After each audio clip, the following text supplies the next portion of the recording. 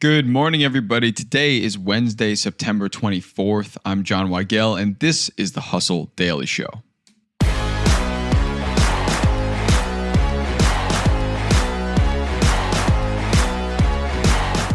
Demon Slayer Infinity Castle just shattered every anime box office record by earning $104.73 million in 9 days, forcing Hollywood to confront the truth about what American audiences actually want to watch.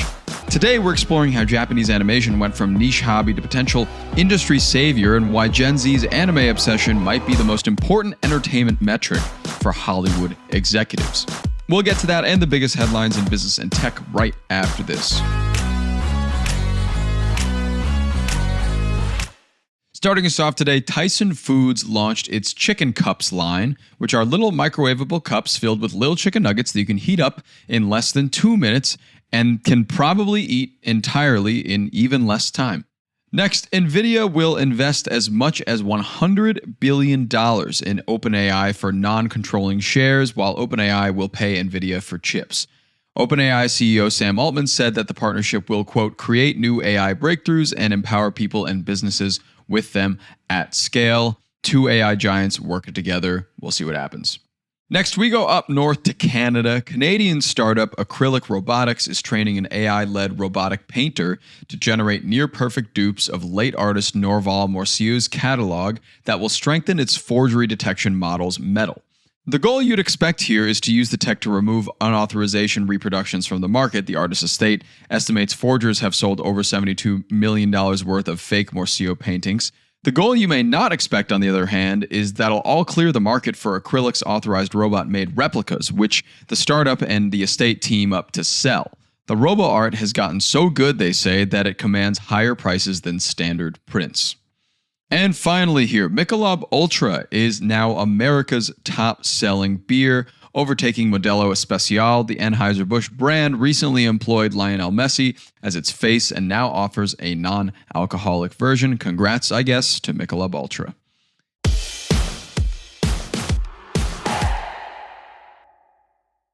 For more stuff like that, you can subscribe to the show and we'll have headlines for you tomorrow. But today, we're talking about Hollywood's latest obsession, and that is Japanese anime, and whether it can rescue in an industry that's been hemorrhaging money and audiences faster than a sinking ship.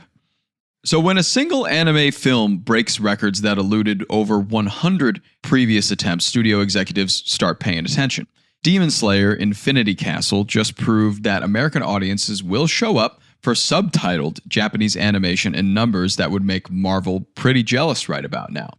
The math is simple and terrifying for traditional Hollywood. Infinity Castle earned $104.73 million in 9 days, while the overall weekend box office managed just $75 million total. When one anime film generates more revenue than the rest of the industry combined, that is kind of a wake-up call.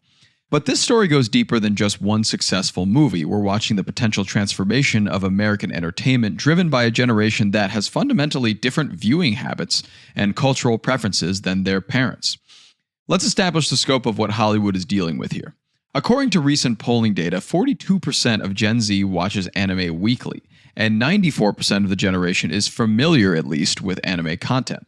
More importantly for studio executives, 53% of Gen Z has a favorable impression of anime, and that's higher approval ratings than most politicians ever get. The numbers get even more striking when you compare anime to traditional American entertainment.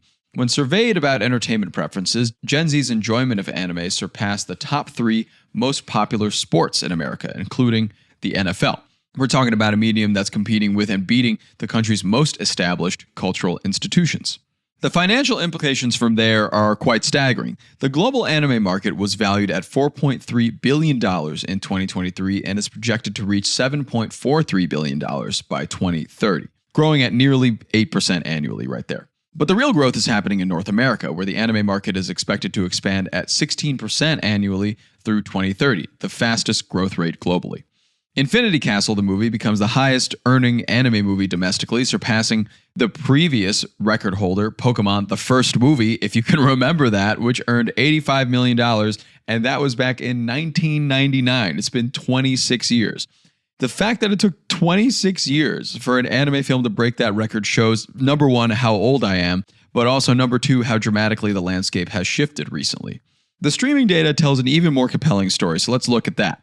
More than half of Netflix's global audience watched anime in 2021, and Netflix leads as a platform of choice for anime worldwide with 48% of viewers.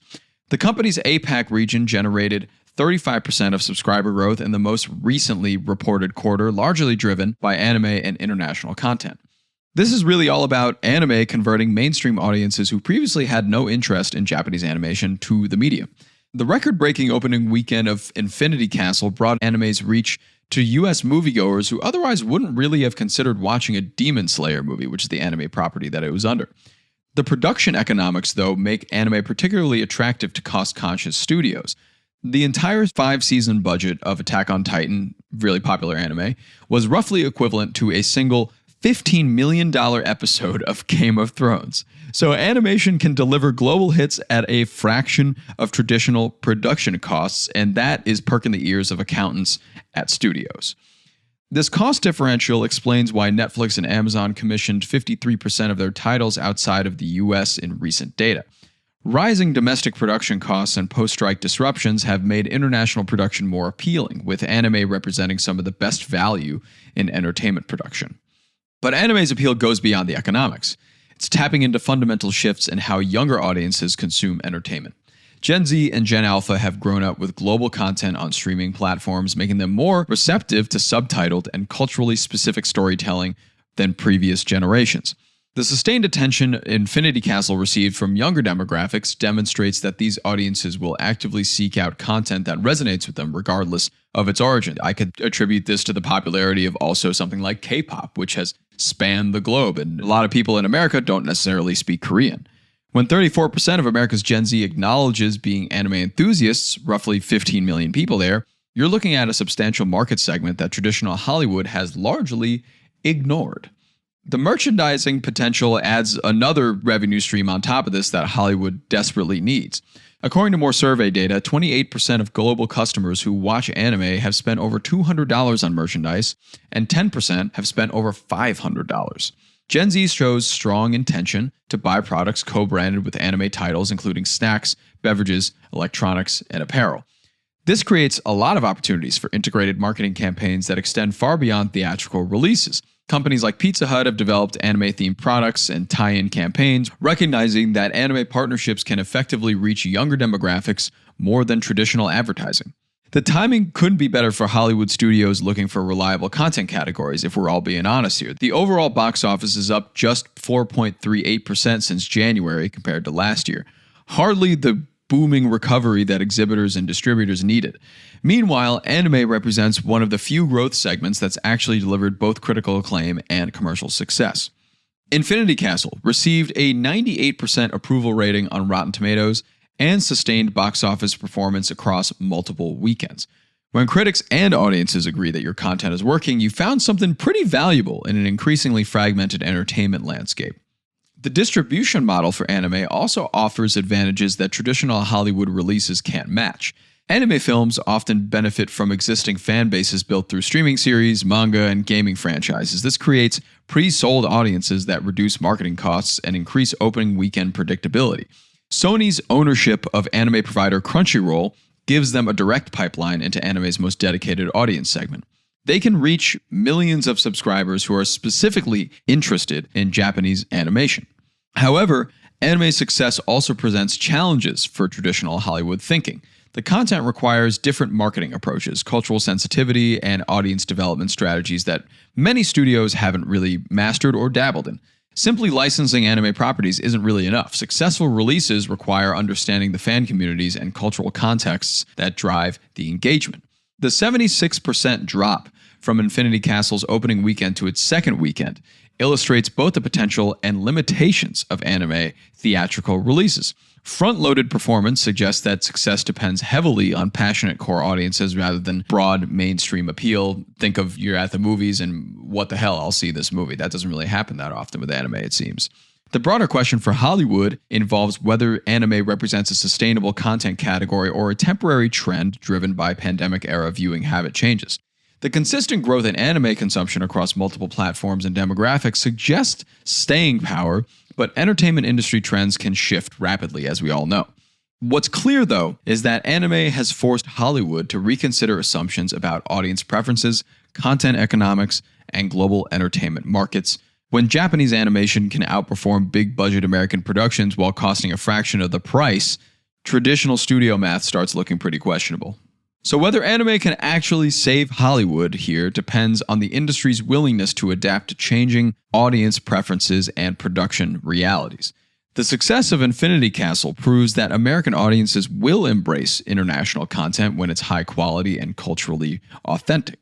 But Hollywood's challenge involves more than just licensing anime properties. The industry needs to understand why younger audiences are gravitating towards global content and how to create entertainment experiences that compete with anime's combination of visual spectacle, emotional depth, and cultural authenticity. We can look to another example of this in K-pop Demon Hunters that was on Netflix, and that became their #1 streamed movie with a soundtrack to boot. So there is a lot to offer in international properties. For now, though, anime represents one of the brightest spots in an otherwise struggling entertainment landscape.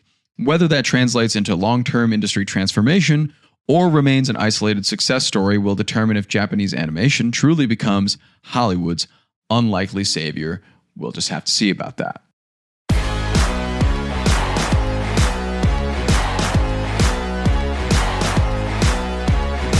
All right, and that's going to do it for us today. Thanks for tuning into the Hustle Daily Show. We're a proud part of Hubspot Media. Our editor today is Robert Hartwig, and our executive producer is Darren Clarke. We've got a lot more tech and business coverage in our newsletter. If you're not subscribed, go get yourself signed up at thehustle.co/email and follow us on Instagram at thehustledaily. We'll catch you tomorrow.